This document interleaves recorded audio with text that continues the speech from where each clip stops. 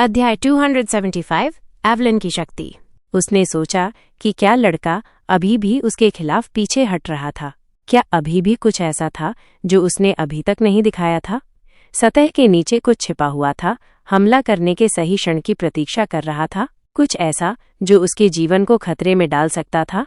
लेकिन अगर वास्तव में वही पहले की भावना से जुड़ा था, तो उसे उस पर इसका उपयोग करने से क्या रोक रहा था?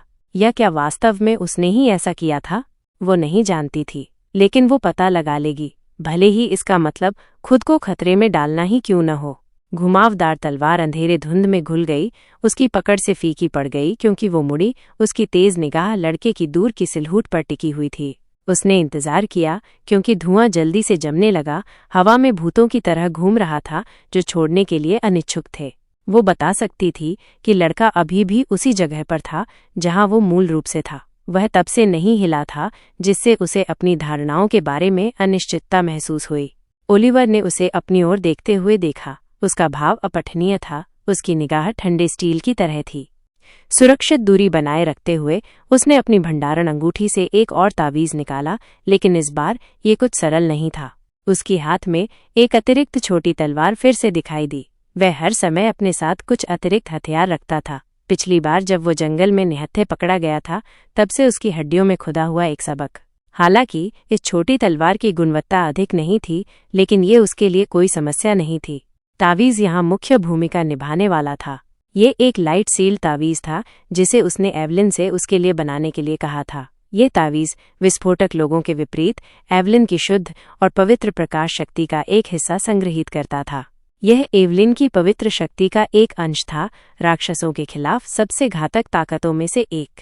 इसके सक्रिय होने पर यह सेरा की राक्षसी एस्पेरा के एक हिस्से को थोड़े समय के लिए सील कर देगा, जिससे वह थोड़ा कमजोर हो जाएगी और उसे अपने भागने और अपने अन्य लक्ष्य को पूरा करने का सही मौका मिलेगा, जिसे उसने कुछ मिनट पहले ही बनाया था।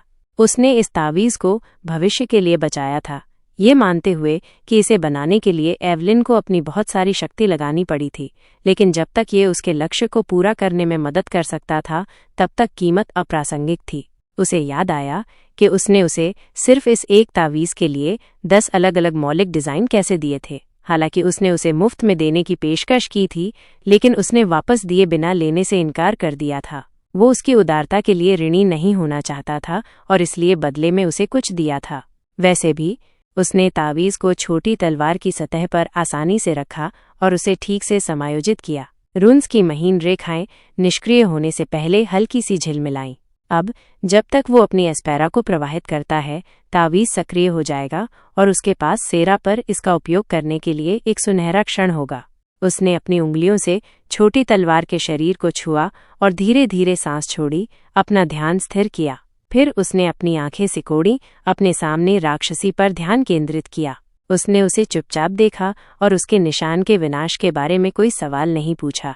उसे जिज्ञासा हुई कि क्या वो जानती है कि वो इसके पीछे था, लेकिन कोई बात नहीं, उसे कभी पता नहीं चलेगा कि ये कैसे हुआ।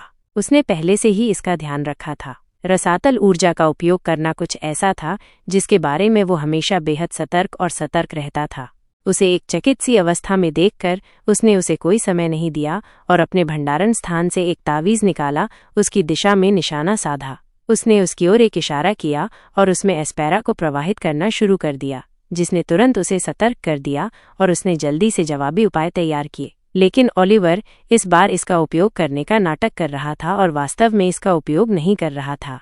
चूंकि धूल अभी जम रही थी, सेरा उसे स्पष्ट रूप से नहीं देख सकती थी, लेकिन उसने उसे एस्पेरा का उपयोग करते हुए महसूस किया था और एक सीधे हमले का मुकाबला करने की तैयारी कर रही थी।